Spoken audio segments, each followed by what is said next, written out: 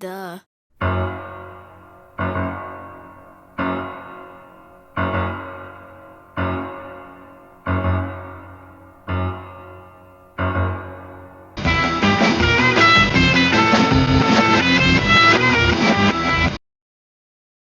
Hello everyone, I'm K-Swope. I'm the only YouTuber you know who has not taken a shower yet today. Today we are diving into what many people believe as one of the greatest Halloween sequels, that is Halloween H20 20 years later. So ladies and gentlemen, let's go ahead and dive right in. Here's how this review is going to work. We're going to take the movie, talk about the good things I found about it, the bad things I found about it, and then come at the end to give a few notes. And then we're going to rate it on a scale from 1 to 10, 1 being similar in quality to Stepping on a Lego Brick, and 10 being similar in quality to Citizen Kane. Now, in case you didn't know, we've been reviewing all the Halloween films. We're working our way through them slowly. This year, we have so far done Rob Zombie's Halloween and Halloween 2, both of the director's cuts. We've done Halloween 2 last week. We're on H20 now. We're going to end this spooky season with Halloween Resurrection. And then, of course, next year we'll be taking on the original Cult of Thorn timeline. I did last year review the entirety of the 40 years later timeline consisting of Halloween, Halloween 2018, Halloween Kills, and Halloween Ends. So that being said, we're working our way through everything slowly,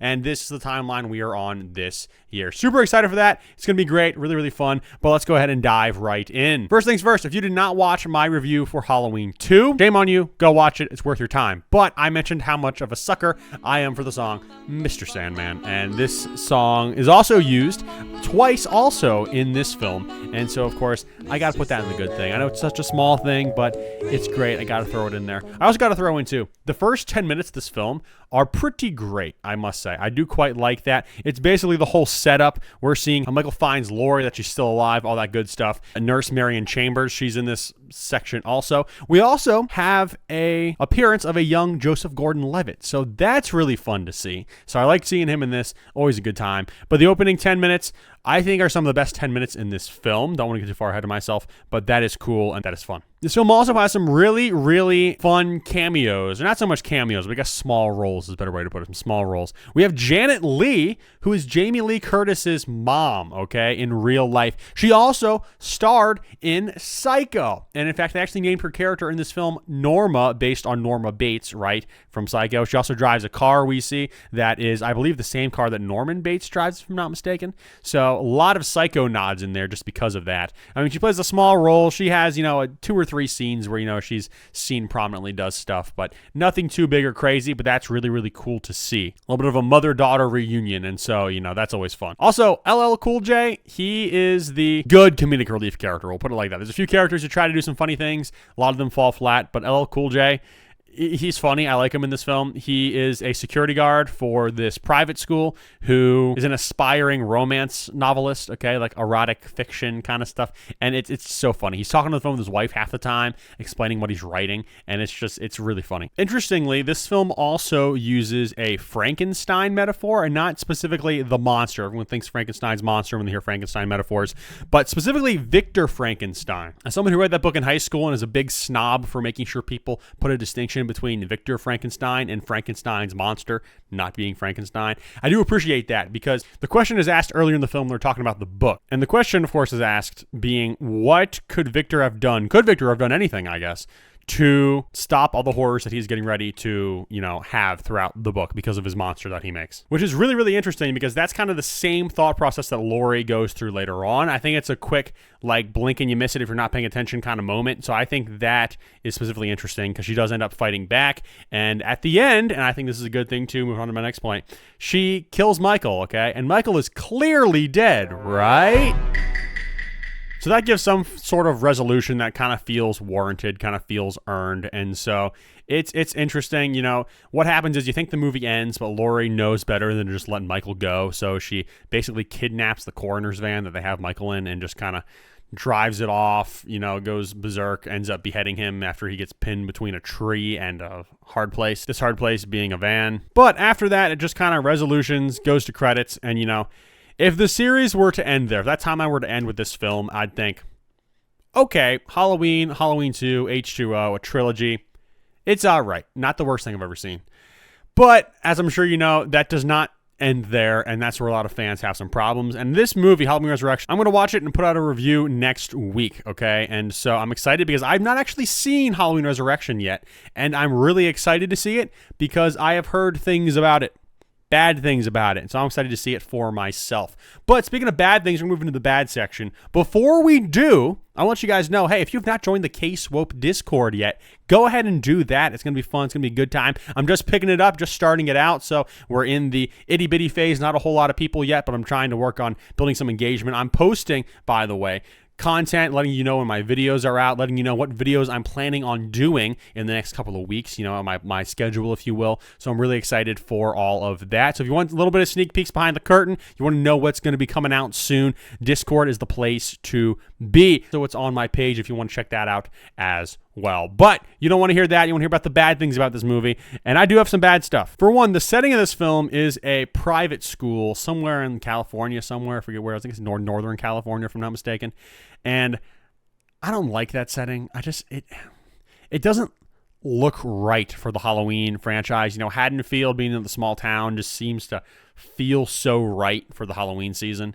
This just feels weird because it doesn't look like fall. It doesn't look like Halloween time at all in this school. And so I can't give it any credit for that. Even like when there's small glimpses when they're in town and we see, you know, stuff, it doesn't feel very Halloween-y. Yes, I just said Halloweeny. I'm never going to forgive myself for that one. But I also got to say, too, moving things on, this film was just not scary for me, okay? Now, Halloween and Halloween 2, they have some moments that I think are scary. The first one specifically, I think the first Halloween is almost a masterclass in suspense. My favorite scene of the whole first Halloween movie is when Laurie's running from the neighbor's house across to the house that the kids are at, and she's limping, she's going fast, and Michael is just walking at, you know, his normal Michael walk speed, and the music, okay, the shape stalks, that's the track from the soundtrack, that's the track I played at the beginning of this video when you were watching me balance the knife. That scene is great, and I totally feel like everything is really racing and getting really exciting and building anxiety in the viewer as that scene is playing out. This film does not do that. I don't think it's scary at all. There's not a single moment where I'm watching and I'm at all scared. And that is a problem, especially when you're supposed to be making a horror movie. So yeah, that's going to deduct quite a few points, not going to lie. Now I also got to say this too. I mentioned the first 10 minutes of the film, okay? They're pretty great. I think they're the best. That's the best 10-minute sequence in the entire film, to be quite honest, first 10. So they do a great job setting up the movie, okay? I think that's very, very good. However, what we get after that is an Act 2 that is boring, to say the least. Not much happens. They're talking about the characters and stuff. They're talking about trauma, and I'm just like, okay, but I want to see, you know, Michael be a scary presence, and I don't see that in the entire film, for one. But things begin to get more interesting at the end when he finally shows up at the school and everything begins to take place. So it is what it is, but I feel like I could chop out maybe like 2/3 of Act 2 of this film and stitch it together and have a far more pleasant experience watching this, just trimming some fat, because that's what I feel like it really is. It's really just fat. Another complaint about this film is, you know, I think it's also really scary when a killer has a large death count, okay? When there's a lot of people who have been vanquished on their watch, and this film does not have that. There's only like, I want to say, only like 6 people in this whole film that bite the dust, and that's not that crazy, but I think one of my favorite Halloween films is Halloween Kills, and the reason I like that so much is because Michael feels like he is a presence to fear, okay? He's just going around hacking and slashing, hacking and hacking and slashing, right? You know what I'm talking about? Hack, chomping that meat. And that's part of what makes him and that movie so scary, because it's like, okay, I've seen what he's capable of, and it's insane. This film does not have that same presence feeling at all, and it's just, again, not great. If he were, you know, going around having a high kill count, that would, you know, make it a lot more scary, but he's not. So another question arises for me. What the heck was Michael doing the last 20 years since the events of Halloween and Halloween 2, okay? They never really explained that. It's like, what has he been up to? How did he survive being shot down in a blaze of glory?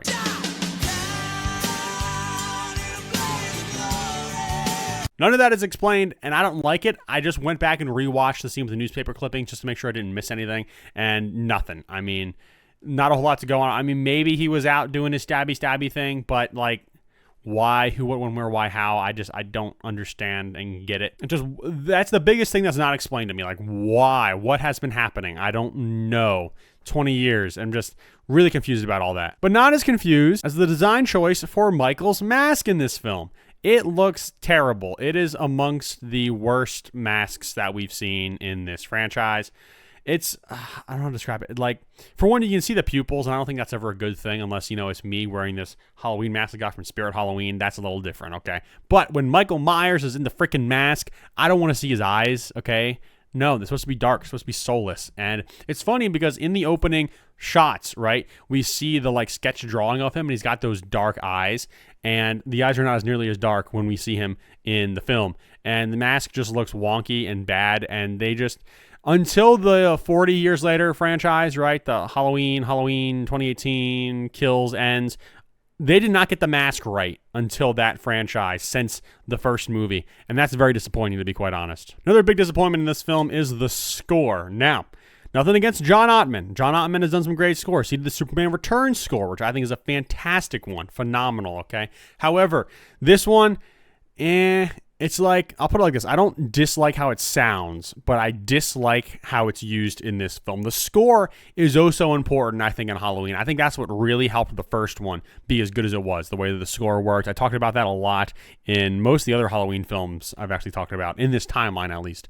But yeah, so that is not good per se. It's not good. It doesn't add much. It sounds, again, I don't dislike how it sounds. I just hate how it's used because it doesn't sound right. The thing about the Halloween score is it felt almost like spiky and sinister, okay, in the original score. And then they've kind of made it like a full orchestra version in this, and it doesn't make me feel uneasy at all. And so that is a big no-no for me. Before I get into this next story, I got to tell you a true question, okay?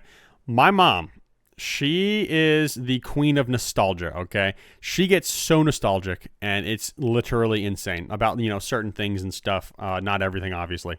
And I was just talking to her, actually, on the phone right before I recorded this. And I was telling her, hey, I'm getting ready to record the Halloween H20, blah, blah, blah, blah. And she's like, oh, yeah, I think I remembered liking that one.